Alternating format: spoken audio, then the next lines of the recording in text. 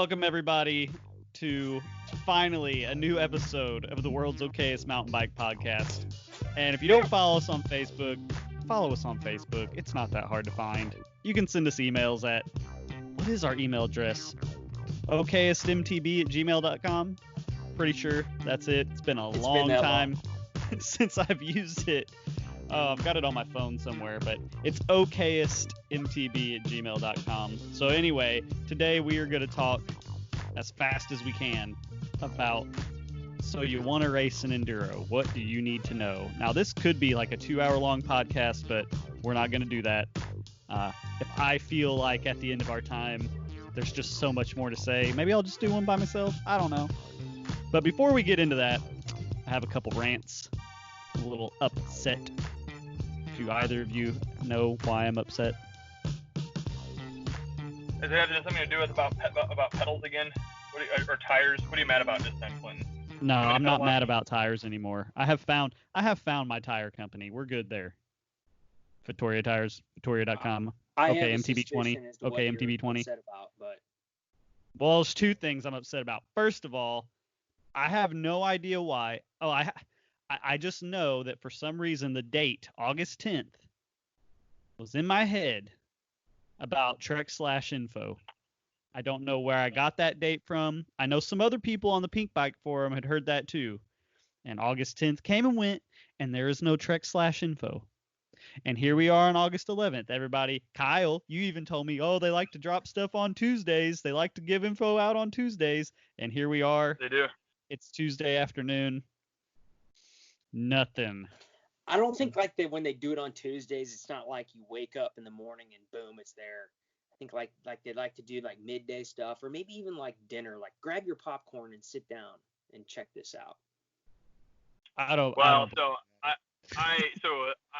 the inside information on the bike, and also the information stating that the public won't know much about the 2021 Slash until September. Ooh, so Kyle, are you saying there's an embargo? What do you mean? So you're saying we can't talk about it? What you know? No. Oh no, we can't. You're gonna tell me, right? You two can speculate about what it might be. I cannot confirm or deny anything, because I've got my buddy. I'll throw his name out, but my gave me a couple pieces of info on it, and not even anything definitive. Just like, hey, here's what it might look like, and no pictures, no, just very very simple stuff about the bike. It's nothing any different than what's been talked about previously, but yeah, the new model information won't be dropping to the public till September. For pity's sake. Well, we won't talk about it here. We don't want to get anyone in trouble. I mean, dollars to donuts, it's going to have a 38 or a Zeb on it, depending on what model you are. You know, at least the higher end models for sure. You think so? You think they're going to go with the big work on it? Definitely. No doubt about that. I just want to know, Kyle, is the frame changing on the Remedy? I still don't know. I know nothing about the Remedy because I am looking for a replacement for my current Remedy 9.9. So I am desperately hunting information on the Remedy 9.9 for 2021 as well. The 9.8 colors have dropped, and one of the colors looks amazing. But there's no information on the 9.9. And now, if it's anything like the 9.8, the 9.8 frame, so far as I can tell, is pretty much unchanged from 2020. But there's no information on the 9.9 yet, and Trek usually doesn't do a new frame for one model in a lineup. But the reason why I'm slightly curious this year is that there is information on the 9.8, on the 8, 9.7, but there is nothing out there on the 9.9 yet. So it has me wondering. Well, nothing. It's got to be the 9.9 or nothing. So when I borrow your bike and race again, big hitters class, undefeated at the moment, undefeated. I have to be on a 9.9. You know, I won't settle for anything less. Right. But when you borrow steal my bike. Borrow steal. Yeah, exactly. Anyway, I have a rant. Another because I'm sick of mountain bikers thinking that what was good for the 1980s is good for 2020. It's ridiculous. But people who act like it's a scripture, like it's one of the 10 Commandments, that forever and always and never shall it change, that the uphill rider should always get the right of way and not have to move over at all, even if they can, for downhill riders on multi-directional trails, is an outdated, outmoded, impractical, defies the laws of physics, stupid rule. Now, I'm okay with the rule being downhill riders should do their best to, slow down and give space and all that. That's fine. But the laws of physics say this rule makes no sense. It makes no sense. And I don't know if I can. I do agree with it only because not all the way there, only because I did start mountain biking 15 years ago, back when this was the standard. So when I came up through mountain biking etiquette and learned about mountain biking etiquette 15 years ago, that's what I was taught, and that uphill always has the right of way. Now, with that said, guys weren't doing 39 miles an hour down single track down a hill 15 years ago. Yeah, I think that's where it is. It needs to be different, because there's a huge inherent danger. Now, I agree too that, when necessary or when possible, if you are not just blazing down a trail downhill, that you should try and move to the side and let that climber keep working. But it poses a great danger to the downhiller too, and then you're going to get people that argue, well, they should just slow down going downhill. Well, no. Yeah, well, I agree. They should. The downhill riders should do all they can to be safe. Right. But if someone is uphill and they're gonna get super big on, well, it's my right, I've got the right of way, and not do anything to get over, they're gonna get hit, because it takes not much effort on these modern bikes. You don't have to be going for a Strava KOM. You can just be cruising. You could just be sitting on your seat and still maintain a ton of speed on a mellow trail. And I know we're going to lose listeners over this, but I don't care. We're doing this for fun anyway. But this line, if you can't get stopped in time or whatever, you're not in control, is the dumbest thing I've ever heard in my entire life. We're not, I can't even think of anything in the real world that stops that fast.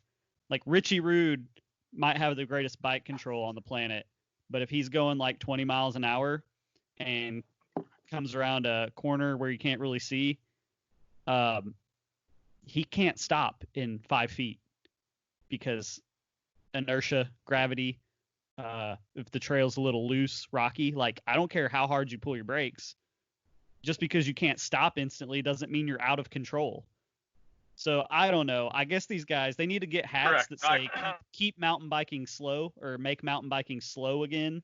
Maybe that's what they need to do. They can wear their mountain biking slow hats again. We could all ride back on the rigid 26ers. We could all ride people. So a year or two ago, I did the Battle of Berryman, and I only did one lap, but it was this 26-mile loop, and I was on my Slash, so not exactly a cross-country bike. But I remember on the descents, I was literally zero pedaling, seat down, but still I was sitting on my seat coasting, and I'm having to be on both brakes to keep from running into people. They were going so slow down these mellow descents, and I'm like, I'm sorry, but you cannot expect everyone who rides a mountain bike to ride like that in 2020. It's not practical. It's not the way the sport's going. Shoot, so in Arkansas, there are two-way trails that have features meant to be jumped or dropped on two-way trails. And if you're, let's say, I'm gonna appeal to Kyle here, because I know how he loves static drops. But if you're 3 feet from the edge of a drop and there's someone on the hill that you couldn't see, they could probably hear you riding. Get out of the way, because you're already committed. Or the downhill rider is committed to that obstacle, and you cannot just stop because, here comes someone up the hill. So that's my rant. You can email us, tell me we're wrong. We'll probably read it on the air. Okay, it's mtb@gmail.com. But we need some listener emails to read on the air. Does this get me any bro points, by the way? No, yeah, that is the broiest statement I've heard you make, aside from buying a pink swirly bike. Well, look, honestly, I swear, it's not about Strava. It's not sitting it or whatever. I'm just thinking purely in practical, just the way the world actually works. You can continually go against the grain and be mad and try to stay, keep the rule how it was, or you can be like, you know what? These bikes are amazing now. They go through anything, no problem, and people are just cruising down hills a lot faster, and it's fine. So I'll just say, if I'm climbing up the hill and I hear a bike coming down, I'm getting out of the way. I don't care what my right, if I'm supposed to have the right of way. I'm just going to be smart so that I don't get hit. No, that's the other statement too, is that I do, as a climber, frequently yield to anybody coming down the hill every time. Now, I don't expect a climber to get out of my way every time I'm descending, but as a climber, I never assume that I have the right of trail on a climb. Right. I think that's the smart way to go. So that being said, it's just time to stop saying the opposite of that, just because that's what we've always done. I think it's just everybody be cool on the trail. Let's all be cool to each other. Yeah. Hey, if we both pull off and then we get to say, hey, thanks for moving out of the way and enjoy your ride, all good, right? Now, does it change anything if the climber yells Strava as you're coming up on him?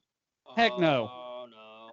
If you can hear them, that's the other thing. Look, going downhill fast on most bikes is a noisier affair.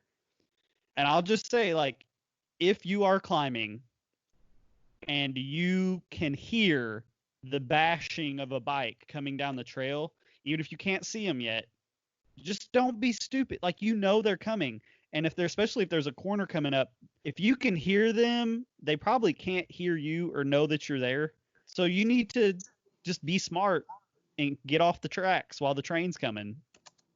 It doesn't, like, the guy coming down the hill might be totally cool. And, like, when he sees you, might do everything he can to slow down and get over. That's all great. But gosh, people, just accept the world for what it actually is and not what you want it to be.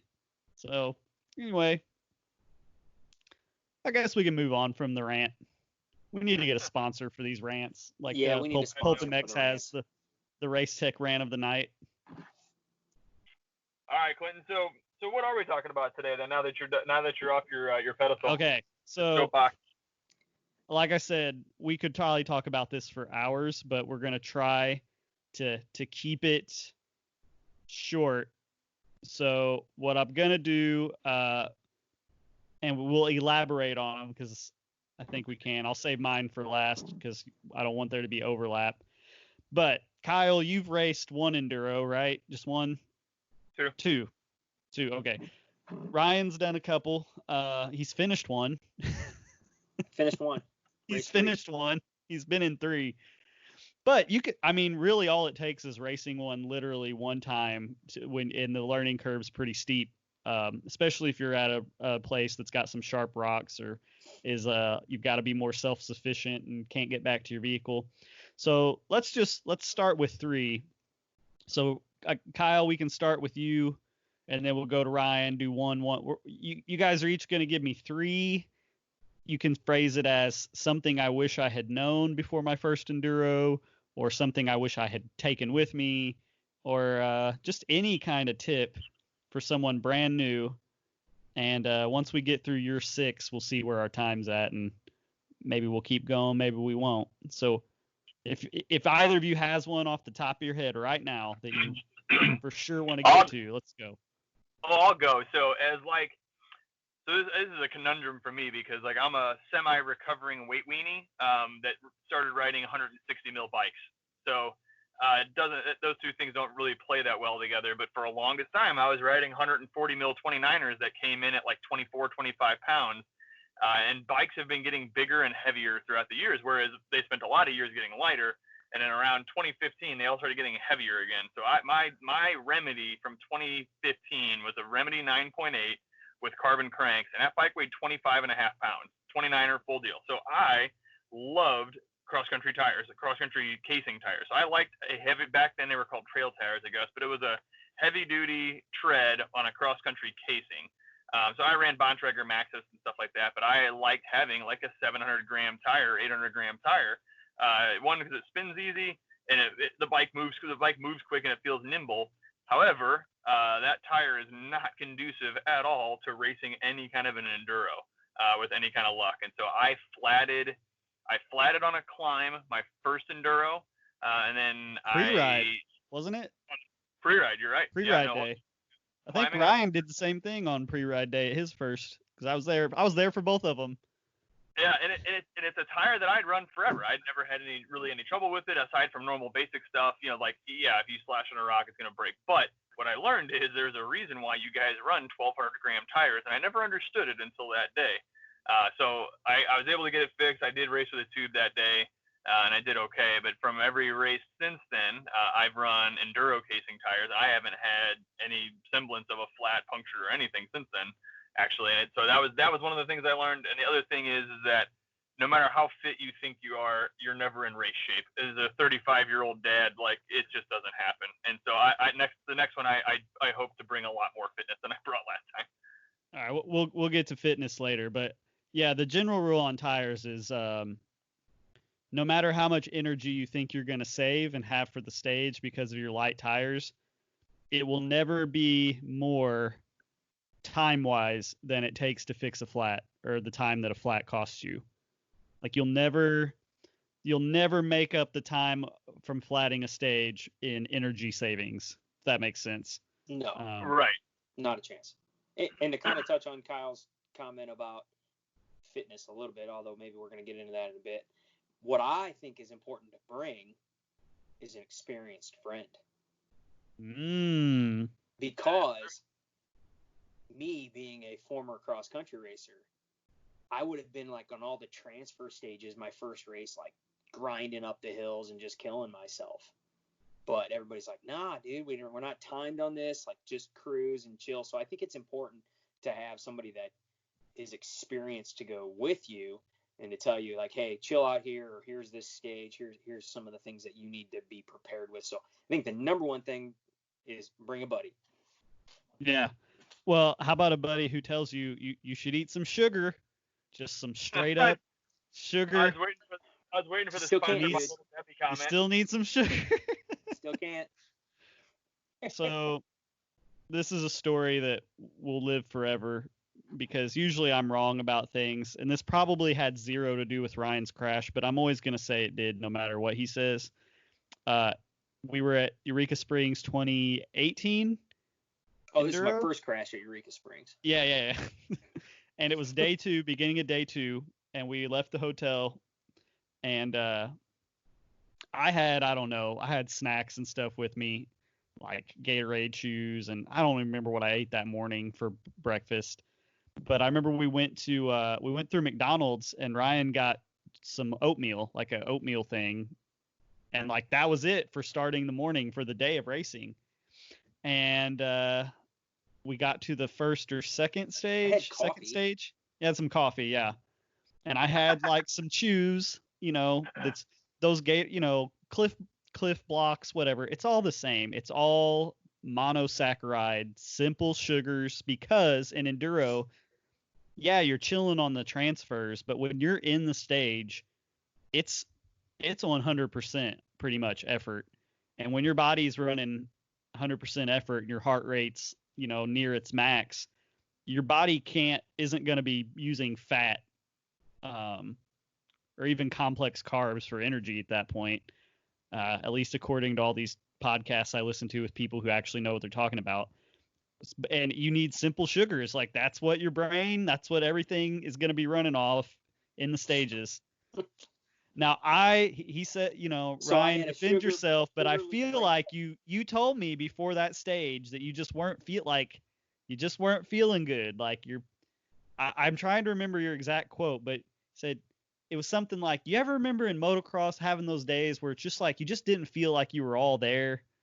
And I was going, no, because I'm a fatty and I always ate sugar. I guess that's why I never had those days. And then I do the stage, and then I wait for like half an hour, thinking Ryan should be right behind me, and he never came because he was broke off. Pretty bad. I had a sugarless brain fart. So I'm not saying go train with a lot of sugar. By all means, eat much better than me for your training, get lean, get mean. But on race day, bring the simple sugars in whatever form you like them. That's my. I can't argue. You finished more races than me, bud. No arguments.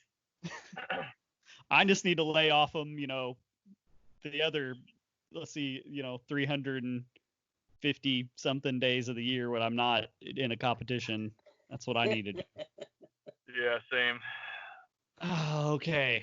So I'll give one again. This is sort of related, but hydration.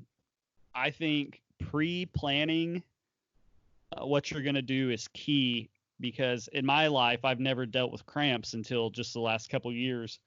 But figuring out you need the electrolytes, and planning way ahead for big days is key. So for example, last year at the Bella Vista Enduro, it was in July and it was like upper 90s, like heat index was over 100. And I think we had like an 18-mile day. And so I went in with a plan. So I had a bottle on my bike, a bottle in my hip pack. And then not only, and both of those had a hydration mix. One bottle had Scratch Labs, which is like electrolytes with a little bit of sugar, but just like a normal electrolyte drink. And then the other bottle was electrolytes and BCAAs, which should, I don't know if it's really true or not, but they say it helps with fatigue as the day gets longer in your muscles.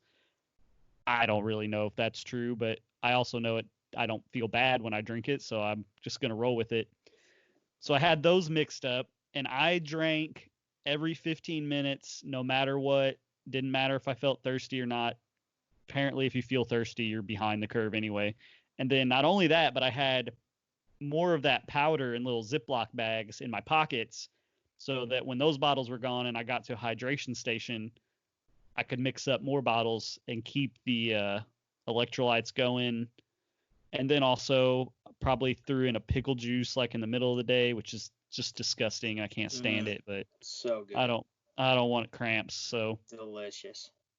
I would say looking at the course map and being able to see, okay, is this a long day where we're, the first hydration station is going to be 10 miles away? Or is it somewhere like, we race the Chubb Enduro? Well, shoot, for all but one transfer, I could go back to my truck between stages. So I didn't have to carry a bunch of water with me, and that extra weight was like carry a bottle, half a bottle, go get a drink after each stage, keep the weight off the bike, and yeah. Well, and some of the enduros too, like the one that I did, it was the EWS qualifier in Arkansas that we did. That was a pretty well supported race too. So I mean, I think it was every other stage you had access to water refill and stuff like that. Not at your own car, but they had it set up like at the stage entrance. Gotcha. And that's what I planned for, because I only carried a single bottle that whole day. Nothing on the bike, just bottle for the day, and I did okay hydration wise. All right, Ryan, give us another tip. Oh, I guess it's got to be gear, right? Especially if it's your first enduro. Like, hopefully you're bringing a full face. Hopefully you got knee pads, elbow pads, maybe even spine protector or something like that. Okay, I have a note on gear actually, because I made the mistake. When you're on a transition stage and you're pushing your bike and you got your helmet off and your goggles off, be real cognizant of what your goggles are rubbing on while you're pushing your bike. I ruined the lens on a $100 pair of goggles on the first day that I ever wore them, because I was stupid and just hung my goggles on my bars and didn't realize that the lens was like rubbing on the top of my fork cap the entire stage that I pushed up. Oh. And the lens was one of those like $65 rose-colored prismatic, super special edition from Smith. And so I ruined a $100 pair of goggles essentially in a 1 hour in a 1 hour window of pushing my bike. Oh, that sucks. I'm so mad. I bought them literally for that race. Like, did my research, figured out what ones breathe the best, what had the best lens, like bought the best possible thing I could and ruined them on the first transition. Yeah. So I'm glad you mentioned goggles. To me, goggles are a non-negotiable, but you do have to take care of them. I remember I had for Chubb, it was wet and everything. I had 3 pair of goggles in like big Ziploc bags with shop towels in there, so I could switch them out and keep them dry and keep them in a pocket. It's part of that pre-planning. But what's your go-to gear? Full face definitely, and knee pads. Personally, I'm an elbow pad guy. I think there's no reason not to run elbow pads. They don't weigh much, and you can take them off between stages to keep cool, slide your knee pads down and just throw your elbow pads in a pocket. Like, they're more like sleeves. They're not like hard plastic, the ones I have. I think I have like the Fox Enduro Pro. I'm not even sure. But when you crash a bike, I mean, I feel like you're more likely to slide onto your arms and elbows It depends what your favor is, man. So, like, I can count the number of times on one hand in my entire cycling career that I've ever skinned an elbow. Because when I crash, I just don't favor the elbow. I've blown my shoulder apart probably 3 or 4 times and had it put back together with surgery once.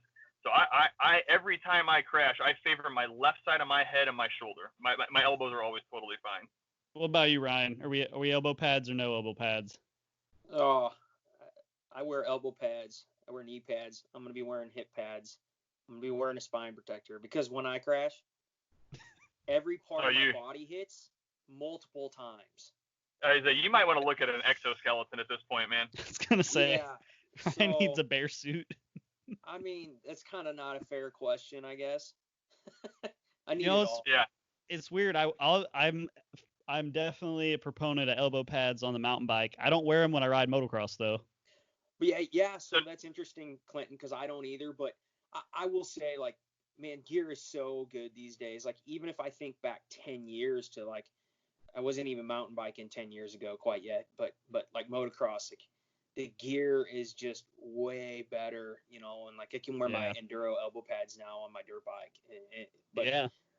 There's like almost, comfort is not really an issue anymore. So like anybody that says, oh, they're just not comfortable to me, other than maybe heat, and even at that, they're so thin. Like, I mean, this stuff's as thin as like an Under Armour type moisture wicking t-shirt. It's just, for me, it doesn't make a ton of sense. And like, I guess unless you're like Kyle and you don't hit your elbow, like, that's fine. But for me, it's aesthetic for me too, man. Like, remember when we were kids in like the 90s and nobody wanted to wear helmets because it looked silly? Like, to me, like, elbow pads just look ridiculous to me. Like, so now with that said, anything I'm racing aside from a cross country race, I'm long sleeves. So now I do long sleeve jerseys every enduro or enduro downhill or BMX race.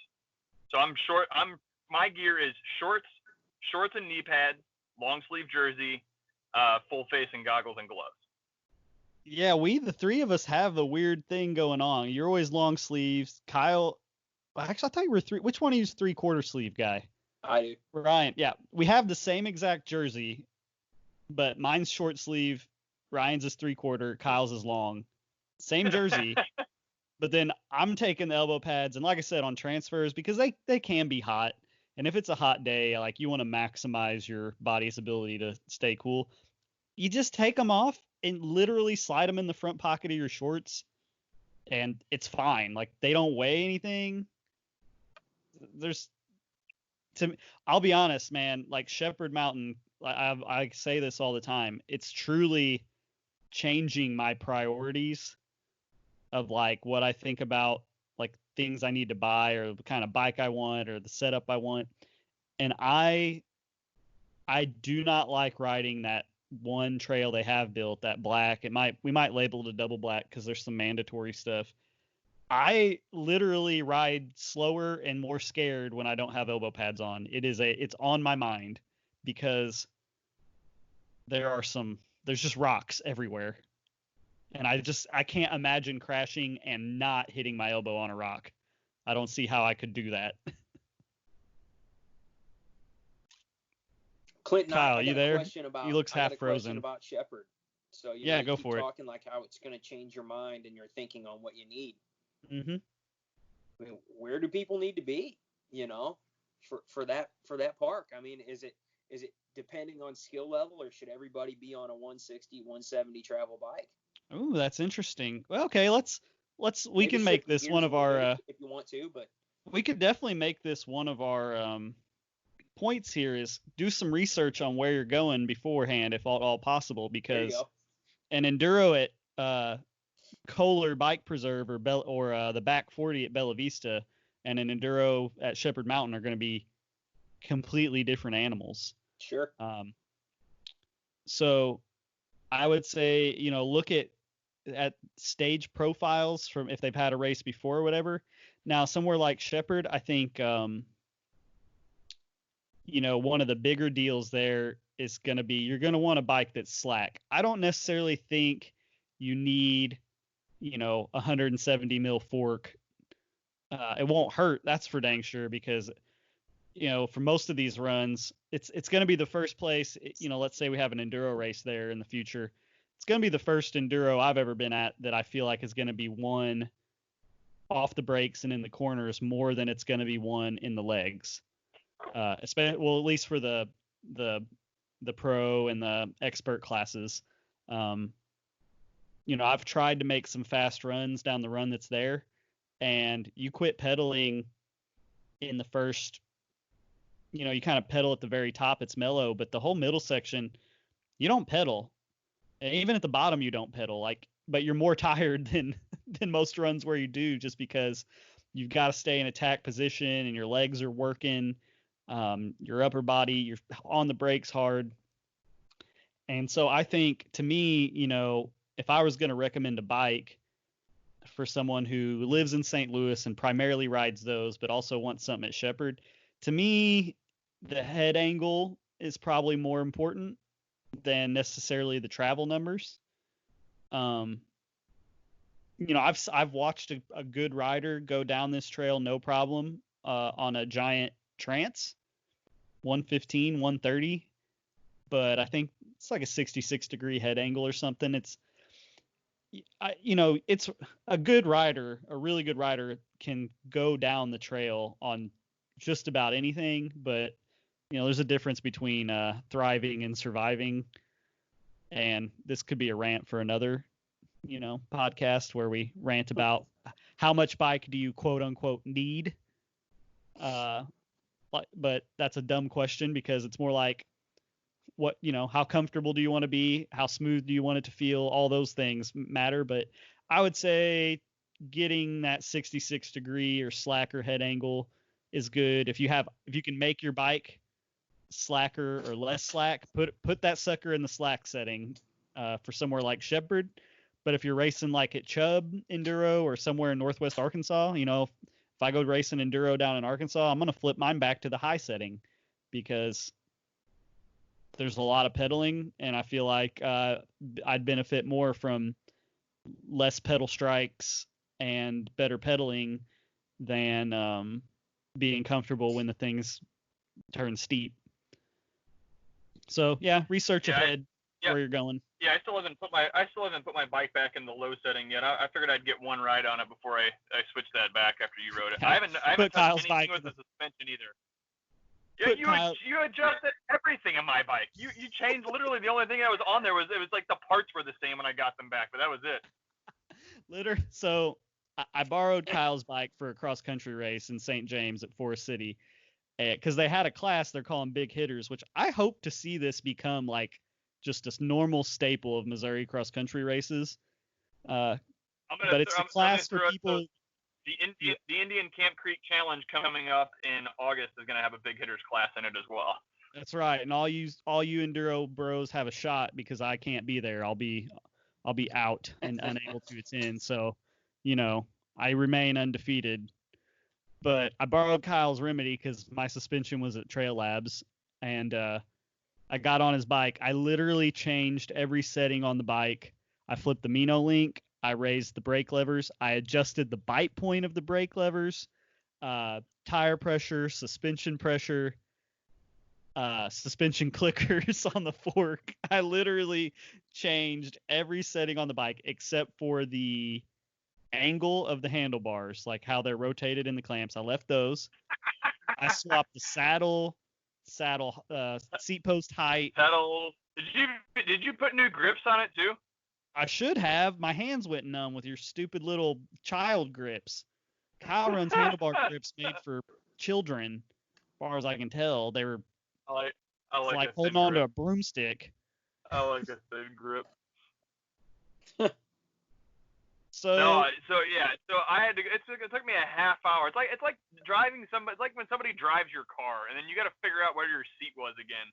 So it took me a half hour of going through and playing with the bike, and so I haven't messed with the suspension yet. I'm gonna ride it and see what I think. How much stuff did you change on the suspension? Like, was it drastic? It wasn't super drastic. No, it wasn't drastic. You probably wouldn't even notice. You might notice the increased a little bit of air pressure, but I don't think you'd notice on the fork. Now, did you put more air pressure in the shock too? Because I run a stiff shock. Yeah, I did, but I'm fat. I'm heavier than you, so I think I'm heavier. I have to be heavier than you by at least 10 pounds. At least 10 pounds.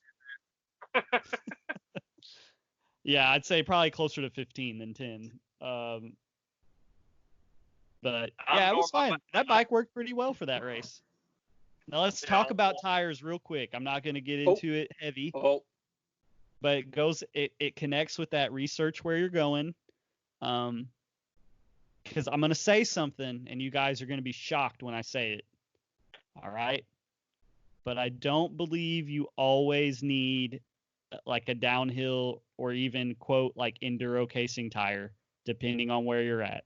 Certainly, I don't think if you don't want to swap tire, like if that's what you've already got on your bike, run it, boo-boo. But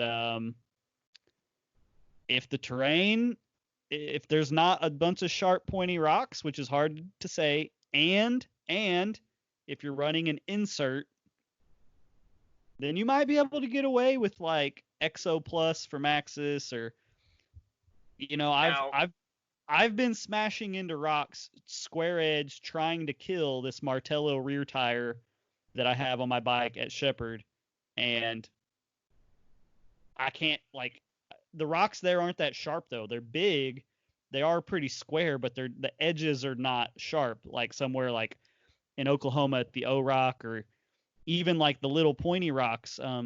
Of course, I might eat my words because I had a Mazda on the rear and I was riding with Ryan at Zombie, just pedaling along and poked a hole straight in the top of one. So this might be bad advice. I don't know, but to me, that just really comes in plan ahead. If it's a place where anybody says, oh, I got a flat there, just go ahead and throw on a thick casing. Yeah, now with that said, like you referenced Kohler as being a pretty mellow ride spot, and of course Kohler is one of my favorite spots because I love jumps and flow trail. But one of the only flats I've had in the past 3 years was at Kohler. Yeah, it's sneaky. Like there's little sharp pointy rocks.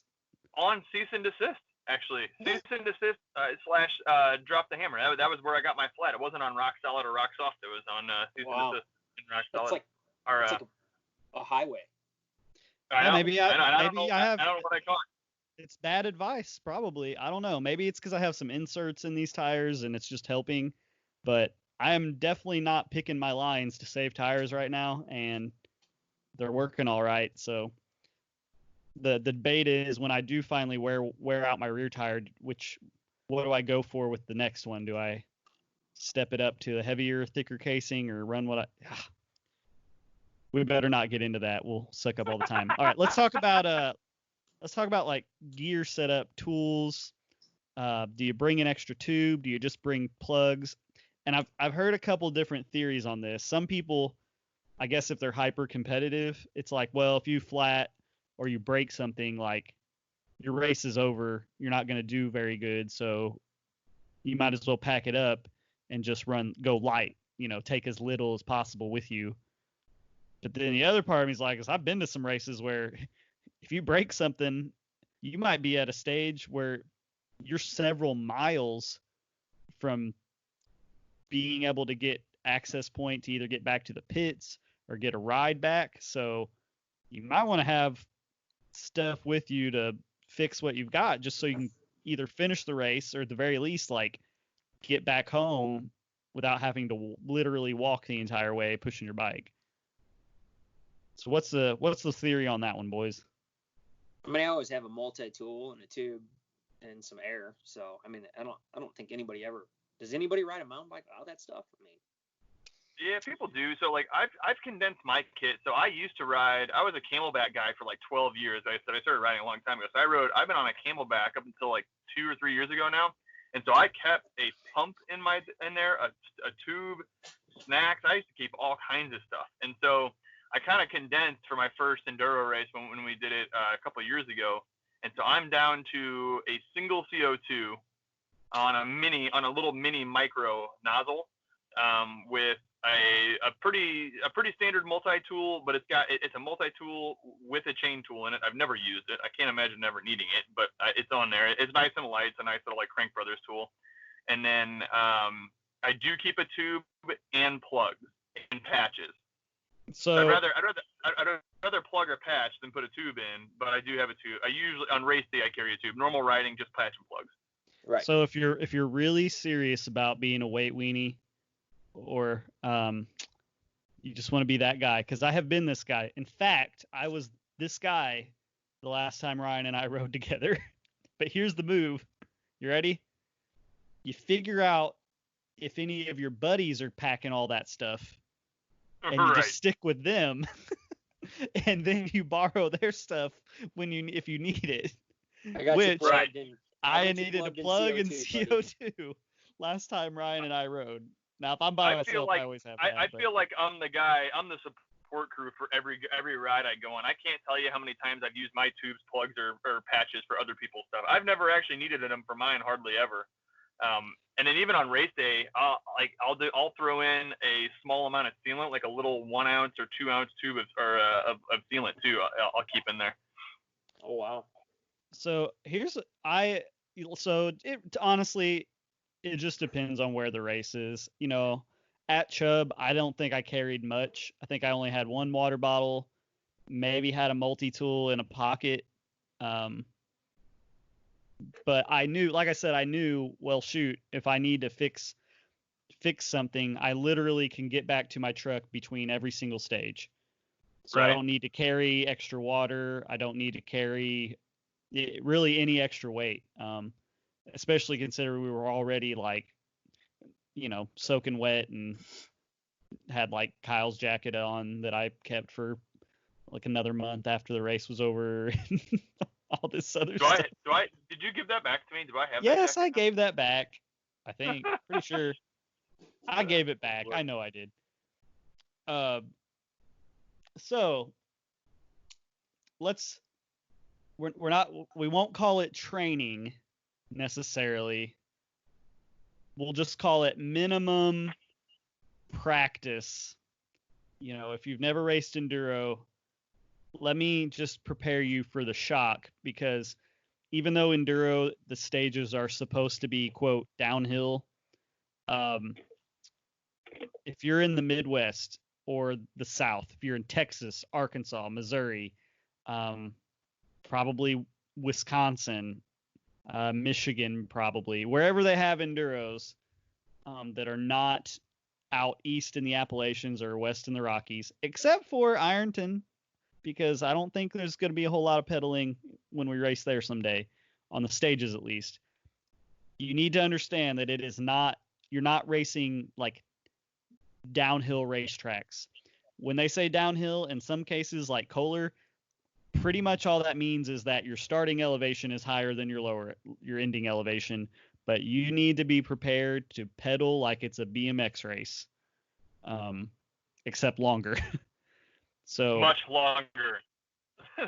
You know, I've only ever pedaled like that for like 45-second BMX laps, and I was well underprepared to understand how much stand-up pedaling sprinting I was going to have to do to be competitive. Yeah, good practice would be go to the BMX track, do a lap, and immediately keep riding back to the starting gate as fast as you can, and do 2 more laps that way without stopping.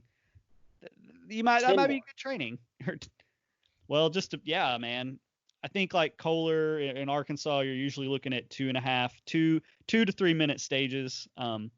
So if you're just riding your local trails wherever, maybe you don't have access to like downhill trails or whatever, get a stopwatch, hit the go button, and literally just go ride as hard as you can for about 3 minutes and take a rest, and do that like 4 or 5 more times in a ride, and that will definitely help get you prepared more than just like riding, as far as the physical strain. And then skills wise, learn how to actually do everything you can to go around and come out of corners with speed, I'd say would be the main thing.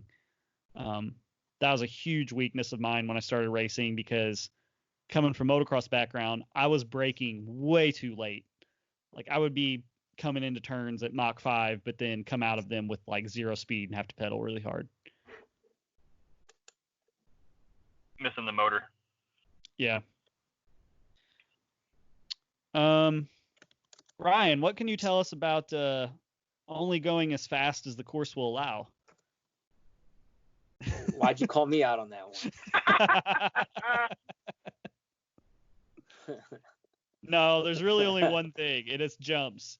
Just beware if you're riding at a bike park that has like jumps on a flow trail, dial that speed in and pre-ride, and then just hit them that fast. Yeah, that was always pre-ride's very key, but even that can be tough. Like, you know, where I crashed and broke my hip last year, still we pre-rode it, but you know, just the memory didn't serve me right. I guess maybe I didn't have my sugar that morning. Must have been it. That must have been it. That was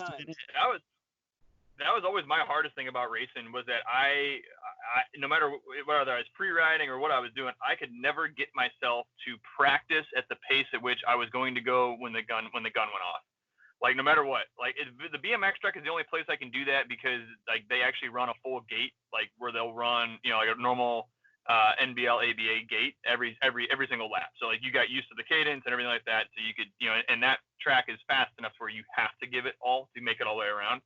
But when it comes to mountain biking, I was doing so much riding where it was just very casual. I just want to go ride with my friends, kind of chat with them on the trail, ride the fast stuff fast, the slow stuff slow, never really try to link any of that stuff together. Like ride as slow as you possibly could to get to the fun stuff, and then ride that fast as it was fun.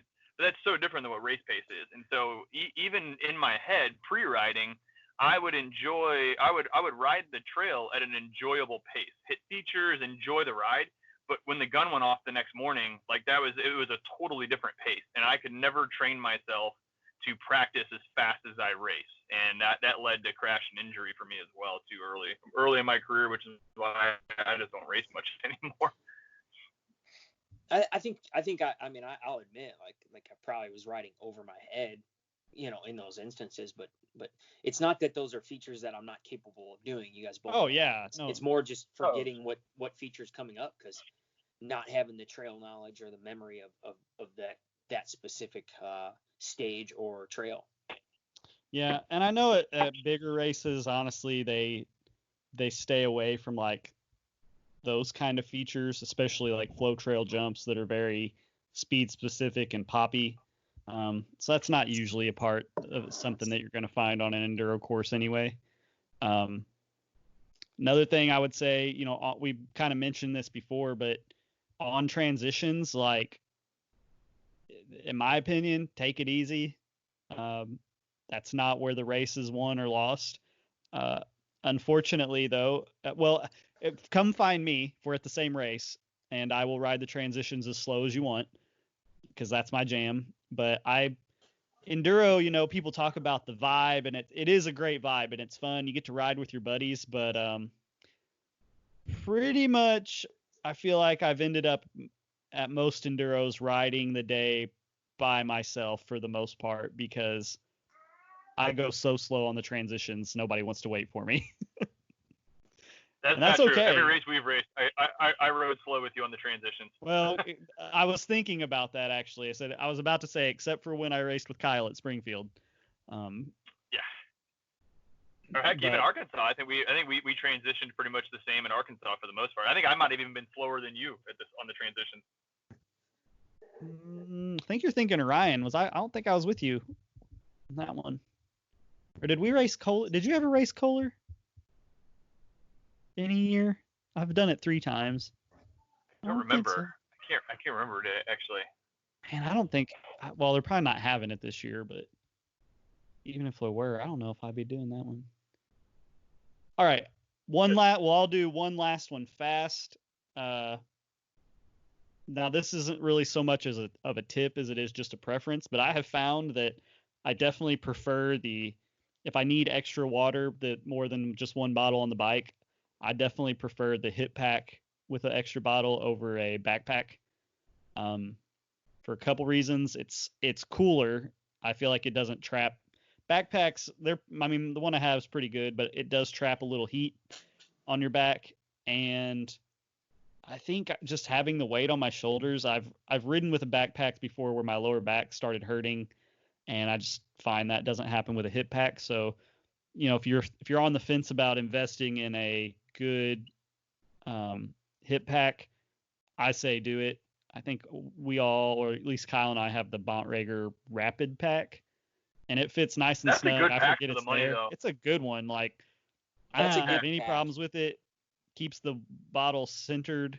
I know some people, it might scare them to have a bottle centered like where your spine is, but unless your water bottle's like made out of metal, it's probably really like, if you land that hard, it's gonna just squish that bottle, I would assume. Yeah. No, unless you're putting a Nalgene in there or something. Yeah, don't do that.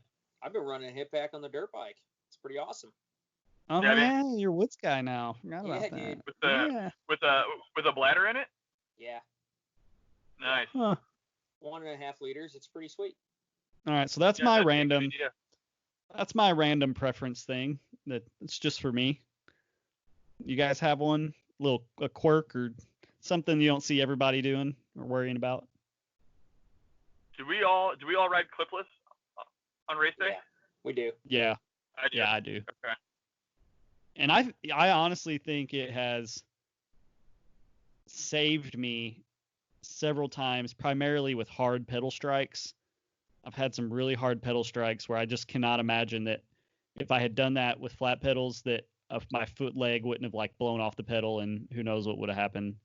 I've smacked trees dead on my toe and rocks, and just managed to kind of swap for a second and keep going. Whereas if I wasn't clipped in, I don't know. But if you're not comfortable doing it, don't do it. I'll make a for comment. Your first time on a race day. Yeah, I'll make a comment to kind of go off that. What not to bring on race day is anything new. No new setup, no new settings on the bike, no new gear. You should have at least tried everything out, because you don't want to be finding out that you don't like a suspension setting or a new tire, or you don't like a hip pack, and that's all you got to get you through the day. Man, I even did something as simple as a new helmet, which, like, a new helmet for race day, you wouldn't think anything of it. But the one that I bought has removable pads to kind of like custom select it. So I tried it on, in my house, and I put the pads in that I thought fit my head the best. But when I realized that, like, when you're in an aggressive riding position, like going down something steep, your head is looking up, like, to see it. And my back pad that rubbed on my neck was way too big. And I was uncomfortable the entire race day, because I never spent a full day in that lid yet. So I actually had to change the pad out when I got home after that. That's interesting. Yeah, because I thought a helmet for sure. A helmet would, a fresh helmet, fresh set of goggles. You know what I mean? Like, you would just be comfortable in new gear all day. But I wish that I had spent more time on that setup before I went out there. All right, I think that'll work for today as far as our enduro stuff. So here's the question, boys. Let's just hypothetically suppose the things I think I might know did not come from Kyle. Just throw that out here. But let's suppose the new Slash is very similar to the old, but it bumps up 160 rear, 170 front, big fork, little bit steeper seat tube, maybe half a degree or so slacker. But let's say that it comes in a blue that looks pretty good. Here's the question. Does Klint sell his current bike which, by the way, just got its suspension completely serviced, like full damper, everything, front and rear. Just got a 200 mil rotor put on the rear over the 180. So it's pretty sweet. Would make a great bike for someone who wanted to buy it. But does Klint sell his bike this year and upgrade now, or run it another year and let another year's worth of value come out of it? And this is like a pseudo classified ad. Yeah, kind of. New bike day. Every day is new bike day. What do you think, Ryan? Oh, I think if there's changes, you got to go. You got to go with something new, right? Gosh. It's a real talk though. It depends on how cool it looks. I mean, honestly, it's gotta be cool looking. Yeah, if the colors suck, I'm not doing it, because my bike just now looks the way I want it. I'll post a picture on our Facebook page of it. Most people who listen probably have seen it. I'm kind of in this conundrum, like if the remedy really doesn't change other than the shock, I'll just right. I'm digging my color, I'm digging my setup, I like the bike. Probably just gonna run it and maybe swap the shock. Ryan, what year is yours? Yours a 19 or a 20? Mine's a 20. It is a 20? Yeah. Okay. Now, if I do keep it, I am gonna end up. I let Chris of the shop. I called him. I was like, hey, if you haven't ordered that stem yet, don't, because I might end up selling my bike anyway. And then what's the point? I'll have had it for like a week. But if I end up keeping this bike, and if the stem is still available, I might take it. But the other part of me is like, well, they designed the thing with a 50 mil stem for a reason, right? Like, I am a believer that the engineers typically don't just do things randomly. No, I agree. It's not like I have the guys that get the guys that get paid hundreds of $1,000s a year to figure out what works with what thing from Trek or Santa Cruz or Specialized or whoever, like, those guys know a thing or two about designing bikes, and I think the way they design it out of the box, aside from small preferences, that's the way that bike's meant to be ridden. To me, it was just it was really more about the reach. It wasn't anything about trying, like, going downhill or whatever. It was more about seated pedaling. So what I might do is give another shot at scooting my seat a little more forward on the rails again, but raising my post up higher. And see if I could go that route to get it a little closer. But it's honestly, it's not that big of an issue. To be fair, too, the other deciding factor for you, Klint, would be is if Trek releases the Slash in an 18.5. That would be. You know what? That'd be the deal breaker for you for sure. If they do, yeah. I mean, I know they will in aluminum, or they already do in an aluminum frame, which I would. If this is the model I wish Trek would make. I wish they'd make basically the 9.8 build kit, but with an aluminum frame.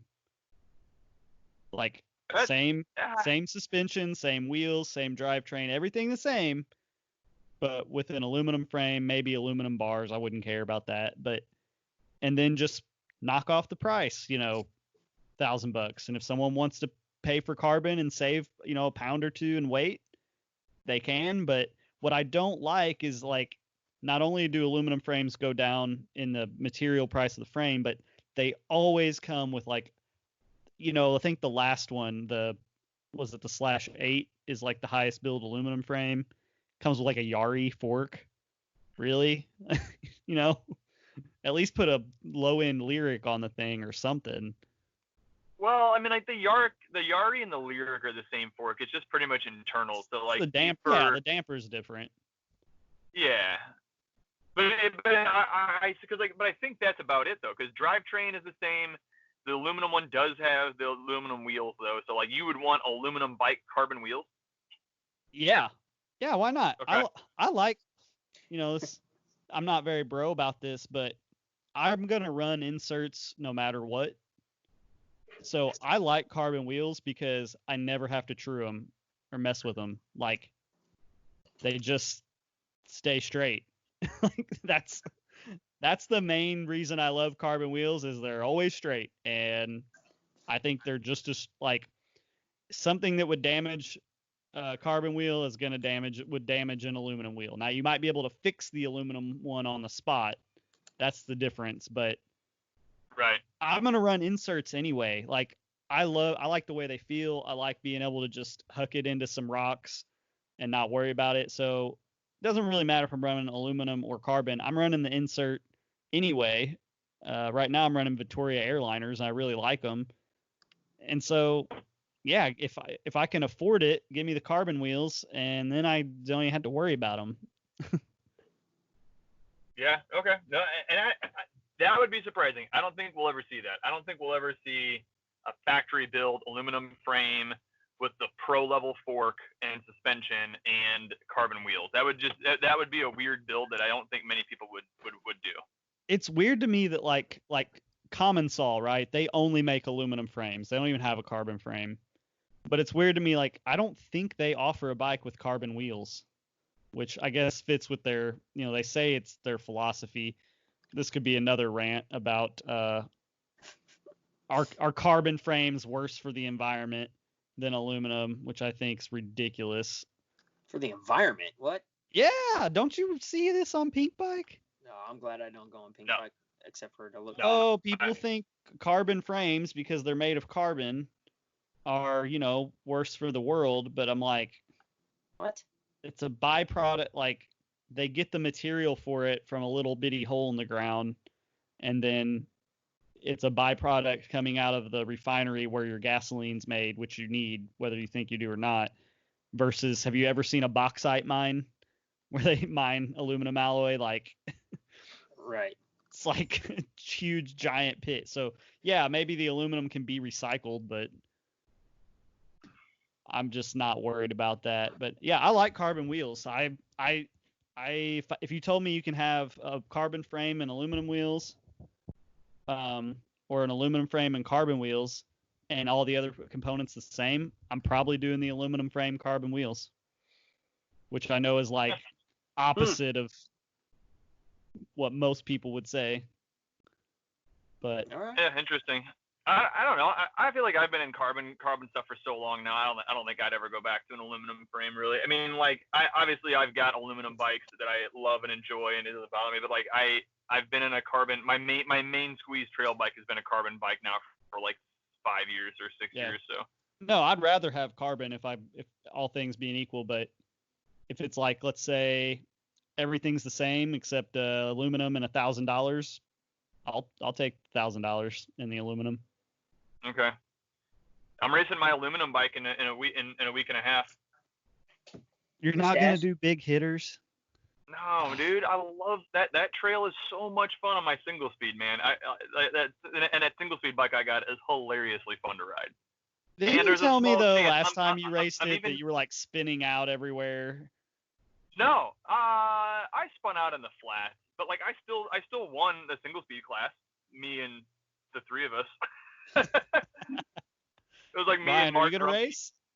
No, I'll be out of town, dude. I know. If I was, I would love to do it. I'd take the inserts out of my tires if I was doing it. But it's such a mellow trail, dude. Like I'm like half debating on doing the race with Connor on the Mac ride, to be honest with you. If I was in town, I'd do it with you. That sounds fun. Yeah, but Connor's getting a sweet new mountain bike for his birthday the day before, so Connor's gonna race the kids class actually on his new mountain bike. He doesn't know that yet, but he's going to. Yeah, I'm pretty pumped for him. All right, guys. Well, I will do my best to get this edited quickly, get it out there to the world. Our legions and legions of loyal fans demand. Where can they check us out at? If they're listening, they've already checked us out. But if you have a preferred podcast app and you're on one you don't like, or if you're listening directly through like a web browser, we should be on all the major podcast apps: Apple Podcasts, Castbox, Google Podcasts, our website. Definitely check us out on Facebook. Just look up in the search bar "World's Okayest Mountain Bike Podcast." Again, you can always email us questions or comments at okayestmtb@gmail.com. And I think that's it. I think we're good.